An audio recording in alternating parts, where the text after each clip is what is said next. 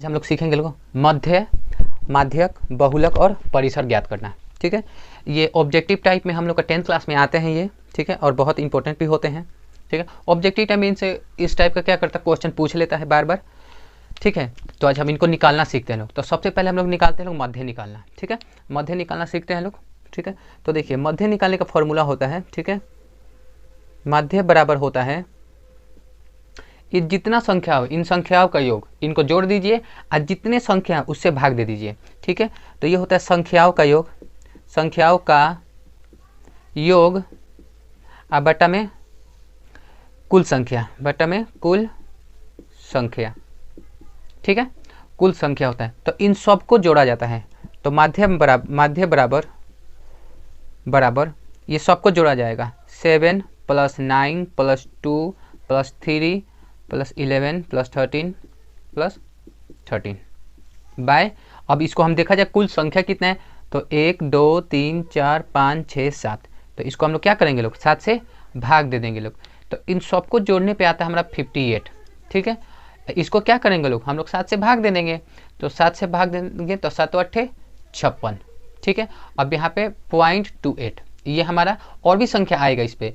तो हम लोग क्या करते हैं लोग, दशमलव के बाद 2 संख्या तक लिख के क्या करते हैं लोग, छोड़ देंगे। तो हमारा माध्य क्या आ गया, माध्य बराबर कितना आ जाएगा, 8.28।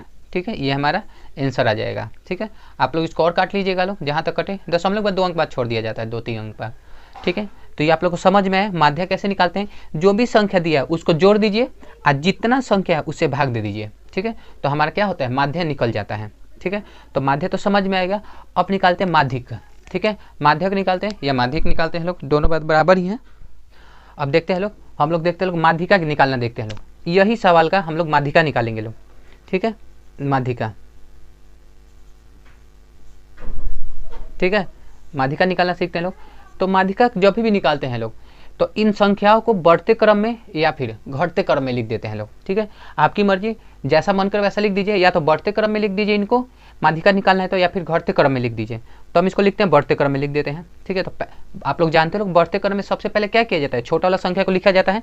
तो छोटा वाला संख्या कितना है हमारा, 2, 2 के बाद क्या है हमारा 3, 3 के बाद क्या कितना आएगा 7, 7 के बाद 9, 9 के बाद क्या आएगा 11, 13, 13।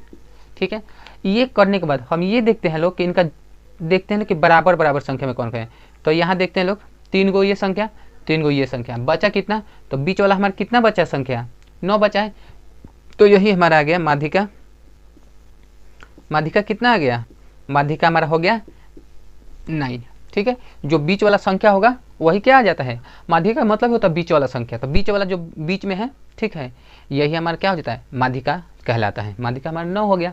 अब एक और क्वेश्चन ये फंस जाता है कि मान लीजिए तो 3-3 गो, ठीक है, 3 इधर बट गया, 3 इधर बट गया, बीच में ये बचा है, तो हम ये लिख दिए लोग।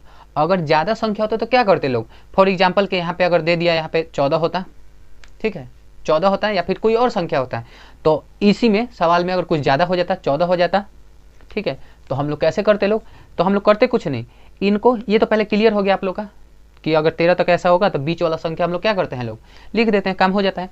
अगर 4-4 का जोड़ा लग जाए तब कौन सा होगा माध्यिका, तब हम लोग क्या करते हैं लोग, तब हम इनमें से इनको मिटाते हैं लोग और जोड़ते हैं लोग 3-3 गो संख्या। तो लास्ट से इधर 3 गो संख्या ये आ गया इतना दूर, और फिर इधर से ये 3 गो ये इतना दूर आया, बचा कितना, 2 ठो ये संख्या बचा, 2 ठो ये संख्या बचा, 9 8 कितना 9 और 11। तो इन दोनों संख्याओं को जोड़ देते हैं,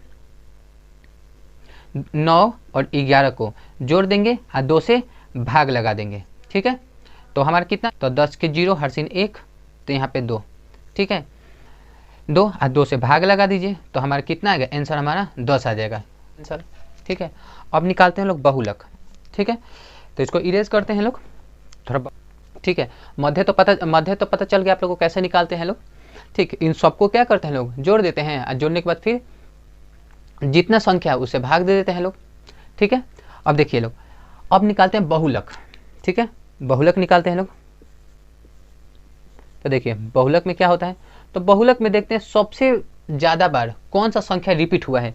तो भाई यहाँ पे 7 एक बार है, 9 एक बार है, 2 भी एक बार है, 3 भी एक बार, 11 भी एक बार, 13 भी एक ही बार है। ठीक है, तो जो संख्या ज़्यादा बार रिपीट करता है वही बहुलक हो जाता है। तो यहाँ का आंसर हो जाएगा 13, काम खत्म।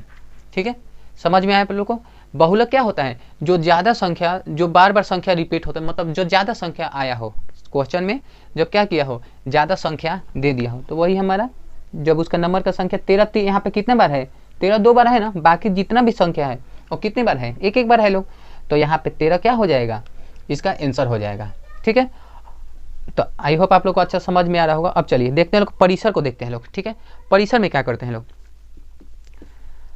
परिसर में करते हैं लोग क्या, बड़े वाला संख्या में से, इन सब में से जितना बड़ा वाला संख्या में से क्या करते हैं लोग, छोटा वाला संख्या को घटा देते हैं लोग, वही हमारा क्या आ जाता है, परिसर हो जाता है। तो भाई यहाँ पे सबसे बड़ा संख्या तो कितना है हमारा, 13 है, सबसे बड़ा संख्या तो 13। ठीक है, आज सबसे छोटा संख्या कितना है, 2 है, सबसे छोटा संख्या कितना हमारा 2 है, क्या करेंगे लोग, घटा देंगे लोग, 2 को घटा दिया तो हमारा आंसर आ गया 11। तो परिसर कितना आ गया, 11। ठीक है,